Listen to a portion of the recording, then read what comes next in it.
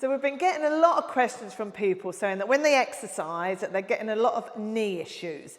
So I thought I'd talk to my son Finn, who's here at Solo. What is the best thing for people to do? Because it's all about positioning and stuff, isn't it? Yeah, so one thing we get a lot when people come into our gym is they've never really been taught how to properly set themselves up, get themselves ready for the exercise. So a lot of those issues are coming from just having the feet or anything like that in slightly the wrong place, putting pressure on areas of the knees we don't want. So we will show you how to set up properly with that. So before we start looking at our squat positions, if you are experiencing knee pain that's causing you severe discomfort in and out of the gym, I would recommend going to see a professional, either a physio or a doctor, before you undertake any exercise. To start with, we're going to set ourselves up with our feet just slightly wider than hip width apart. And then I want your toes to be pointing as if they're at 11 and 1 on a clock to start. Everyone's squat setup is slightly individual, so some things might work for others, some things won't. What we're going to show you today is how it should look and how you should feel when you're doing it. So with those feet there now, I want you to imagine corkscrewing your feet into the ground. So what you're going to do is those heels are going to rotate into the ground. It's going to just bring our knees out slightly. Good.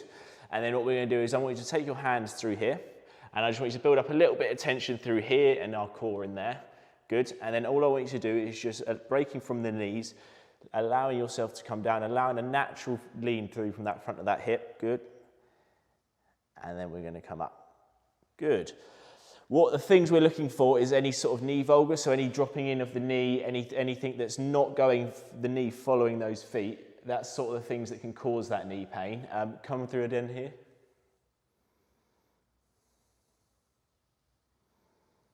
And then coming up. What happens if somebody has just on their way back from knee surgery or an injury and really starting from that first stage to try and get strength into that sort of area? So what we like to do here is make sure we build them from the ground up. So often when people have knee injuries or are experiencing knee pain, a lot of focus goes around this quad area. But just as important is building from the ground up. So our tibialis muscle in here. One thing we like to do is our tibialis raises. So we come onto the wall here, leaning up against the wall, and then all you're going to do is raise your heels towards your shin, and we're going to look to go to the point where we pretty much hit fatigue on there. So when it really starts to get tough, what you should be feeling is a slight burn down that front of the shin there. Once a day? Once a day to start with. If you are building up a real bit of fatigue, take a rest day in there, and then again on there. Okay. Also great stuff is some of our isometric holds, so some of our things like our wall sits. Great way of introducing back a little bit of load through our quad without going through that motion, which is often where people experience the pain. So anywhere in here, from building it up from 10, 20 to 30 second holds. And again, being consistent with that, so maybe trying to get that 3 times a week, a couple of sets. Brilliant. That sounds great. Great place to start.